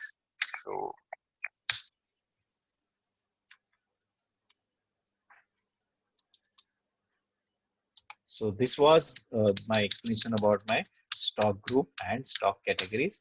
So this we have done it in a represented PPT representation. See, this is the stock category. I hope with this picture and with this diagram, this PPT presentation, and plus what we created live, you are clear about the concept of stock group and stock category. If you are, then we will move ahead and we'll try to finish up as soon as possible. Right? So I'll go back to FLN feature and inventory feature. Maintain batch-wise detail. What do you mean by batch-wise? I'll just explain what is batch-wise. Batch-wise is nothing but when you go to any of the, say, medical shop, you want to buy medicine, you will find batch number so-and-so or lot number so-and-so. There will be written manufacturing date is so-and-so and expiry date is so. So nowadays, customer is more educated and more vigilant while buying the things. He will check, "Arey boss, expiry date iska to khatam hone ko aaya, so I won't be buying." So it's mandatory for certain products to print the batch numbers and expiry date. Why batch number is maintained? Because sometimes what happens, sometimes if I buy a product and after years, maybe 1 year, 2 years, it develops some snag, it develops some fault, then I go to because the product is in warranty, I go to my shopkeeper or I go to the company service center. I tell them, boss, this product has this problem. What they will do in case it's a problem of all batch, because they are receiving multiple complaints, they will go and check which is the batch and they will backtrack all the transaction. Okay. And then finally come to this particular batch. Yes, this particular batch has a problem. And you must have learned, I mean, in last few years, Apple called back all their mobile phones because it has developed this snag. Samsung called up so many mobile phones back because it has a battery problem. So this is where batch number plays very important role. In case you are entering the batch information, it will help you out. I'm just explaining you how it will be used in our stock items. I will explain you while creating the stock item master. Set expiry dates for batches. I just said for pharmaceutical industries or medicines, you need to have the expiry date. If it is a perishable item, maybe your food item, then you need to have the expiry date. Use separate actual and build columns.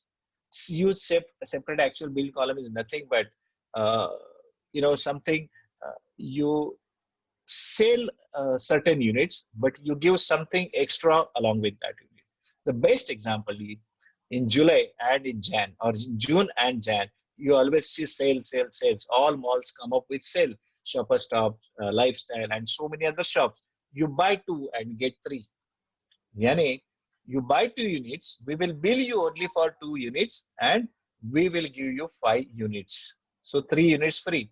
So what is my billing? Is 2. So here is the option, use separate actual and billed quantity. So actual quantity going out is 5, but the billing quantity is 2. This is what is the explanation. Of course, we will see it during the time.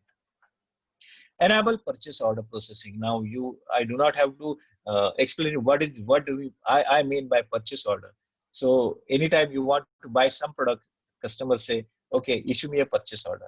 This is the legal document. Basically, this is a legal document of the intention of purchase. Like you say, this is my purchase order, please supply me the material. Just because you have issued the purchase order, based on that, customer starts his uh, procurement of material. In case he has to procure material from overseas, like say he has to get the material from US, then he will place his order further. He will give him a delivery time for me. Suppose I am placing the order, so he'll give me delivery time of 2 months, because I'll be able to deliver it in 2 months, and further he places the order. So purchase order is the legal document, or not legal document, but it's a trust document for uh, the buyer, sorry, the supplier, that somebody wants to intake this much of material. Opposite to that, in case I want to sell something and my customer has issued me a purchase order, that becomes a sales order for me. So I can enter that order as a sales order in my system. We will be looking at purchase order and sales order. Yes, during the data entry, I'm activating this. Enable job order processing. Job order is nothing but, suppose I'm into manufacturing industry. Now for manufacturing certain thing, I have, say, I need 10 components. Example, I want to manufacture mobile. So manufacturing mobile, I need the motherboard, I need display unit, I need the covers, back covers, front covers, I need a battery. So many things I am manufacturing in my uh, manufacturing facility itself, that is in my factory itself. But there is one component called camera, which I may not be manufacturing it in my unit, so, or my factory, my yeah. So in that case, but of course, what I'm doing, I'm buying the material required for camera, lens, and all those things from my regular supplier. And what I do, I will just give that all material to my job worker. Job worker means the third party who can manufacture that camera on my behalf. That will manufacture camera on my behalf. So I just supply that material to my job worker. He does further processing and sends me back the developed cameras, and which I can use for my further manufacturing. So this is called job order processing. We will look into detail later. Invoicing section, we have already seen. Use separate discount column in invoice. If I make yes, it will just allow me to enter the discounts. Sorry, F8 is for sales. So you can see discount column has been added here. Previously, it was not there. You can see my cursor movement. Discount column has been added. I talked about actual and bill quantity. Those columns are added here. F11, inventory features.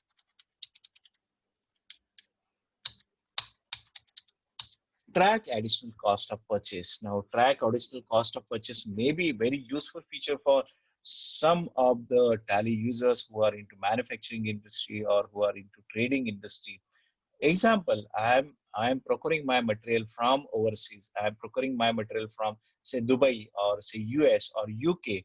So what I do, I receive a invoice. I have received an invoice from the main supplier. Suppose main supplier is maybe XYZ.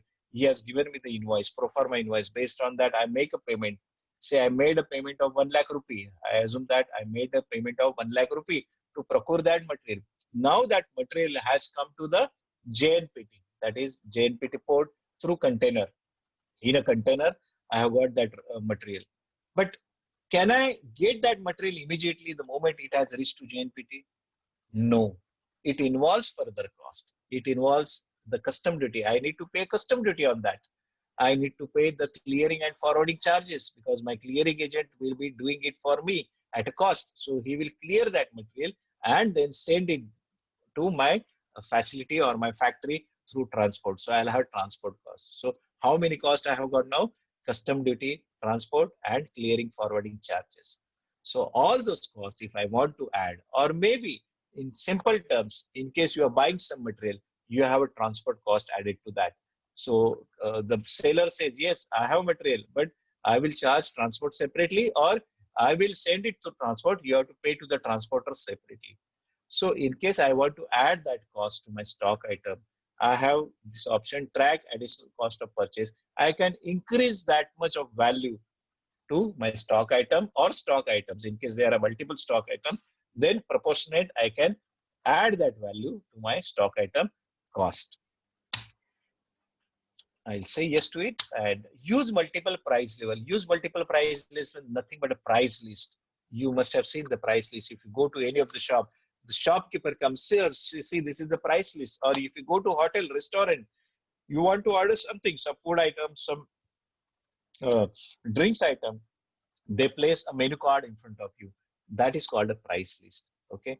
But that price list, maybe if you go to AC section is different. If you go to normal section or garden section, it is different, right? So same way you can have the multiple price list here. For example, I am selling it to wholesalers, so I have got a different price.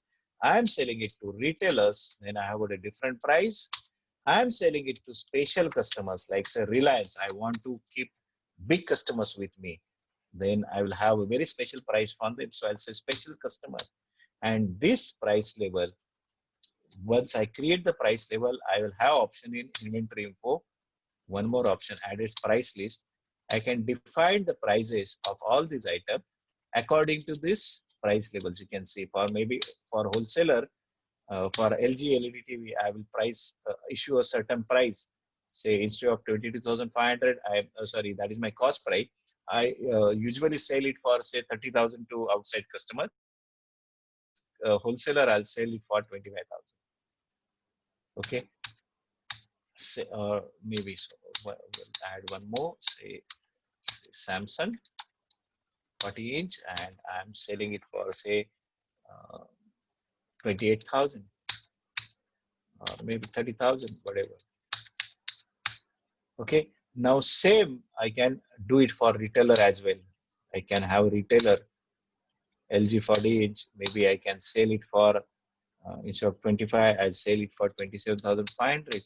And SM this I can sell for instead of 28, I can say it is 32,500. This is my retailer price, right?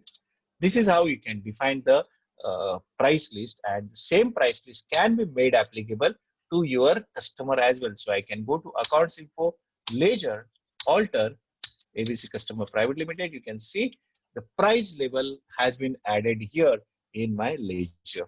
So I can choose that price level. Why this is important? Just listen to me. Why this is important? Because in case on my counter, I have um,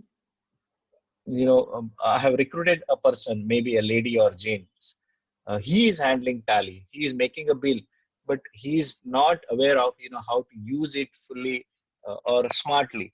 So without giving him any thinking moment, what I'm doing, I'm setting all these prices in my Tally. So whenever he chooses the customer, see automatically that wholesaler price level has been applied here. जो wholesaler का price level था वो automatically apply हो चुका है because in ABC customer I said the price level applicable is wholesaler, right? Then when I select the stock item, automatically the price has been taken, Wholesaler price, and I do not have control on the rate. I cannot change the rate. I am just the data entry person. I cannot change the rate because I have already defined my price level in my price list. This is how you can use your price list. We'll move ahead in inventory feature.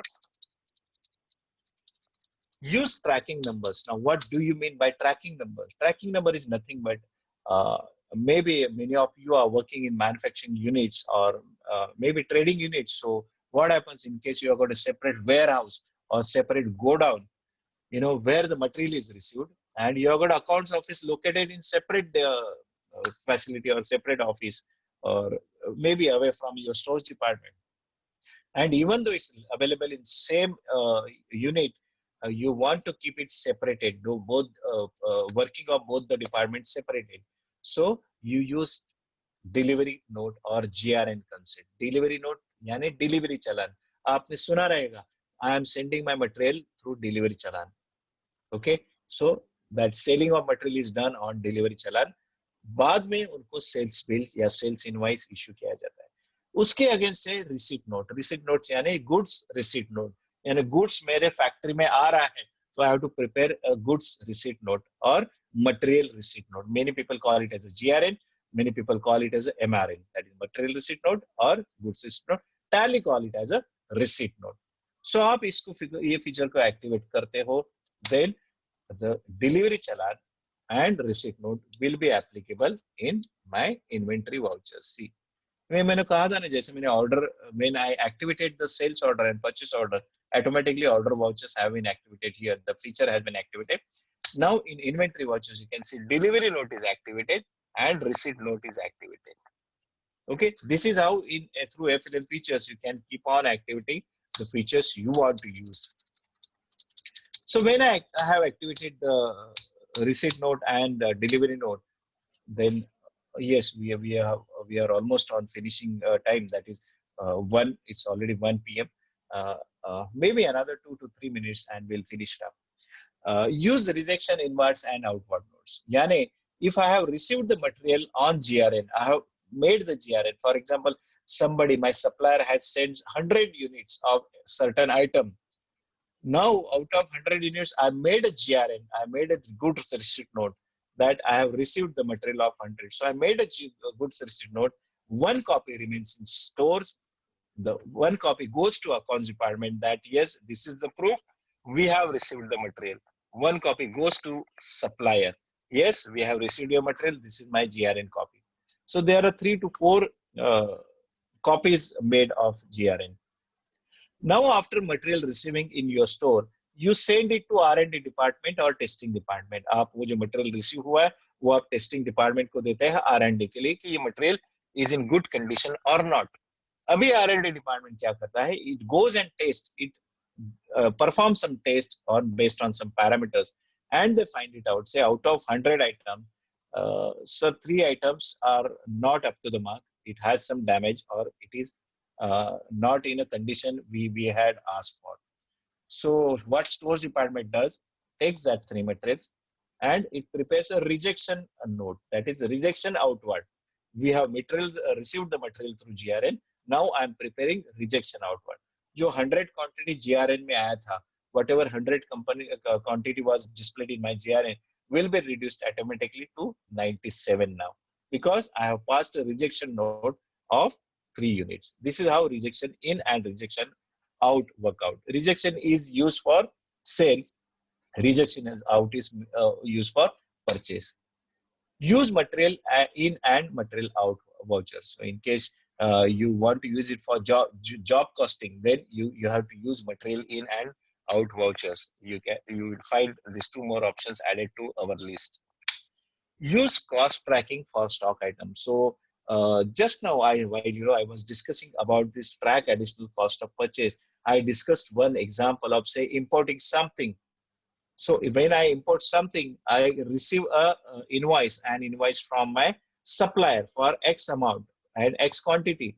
Suppose I have bought 10 units for 1 lakh rupee. Okay, 10 units for 1 lakh rupee. यानी 10,000 का एक item I have paid for to my supplier. But वो item, by the time it reaches to my godown, I have to pay custom duty, I have to pay transport, I have to pay clearing forwarding charges. So every time I won't be entering all this information in one single voucher, because in one voucher I'll be entering the purchase invoice of the main supplier, Second invoice I'll be entering of say custom duty paid of say payment voucher. Third invoice I'll be entering of my clearing and forwarding agent for the services he rendered. Fourth invoice I'll be entering of the transport charges. So all these four transactions I want to uh, give effect to my stock item for the extra spending I have done, because my landing cost will be different than my actual purchase cost. अगर मैंने 1 लाख में वो material UK से या US से purchase किया है, but after that I have paid custom duty, after that I have paid transport and clearing forwarding expenses. So those needs to be added, which can be done with the help of use cost tracking for stock item. Yes, we will be looking it at during our data entry or voucher entry section. So here we finish our session on inventory features. So we completed accounts features and inventory features today. We will move to taxation and then other few things which will not take more time, and we will move on to the master creation section. I hope today's session was informative to you. You learned a few more things, what was required, or maybe which was something new. But in case you have some queries, in case you have some questions, please do ask me by unmuting yourself, or maybe you can typing it out in chat box.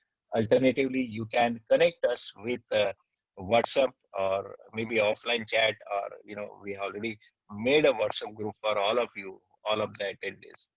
Thank you, Lalitji. Thank you for the appreciation. So same way, in case you have got any suggestions, recommendation, please do send it to us. So we will try to implement those changes and improve our presentation. Thank you so much. I will wait for your questions. And if not, then I'll say goodbye to you in the next 1 minute or so. Thank you.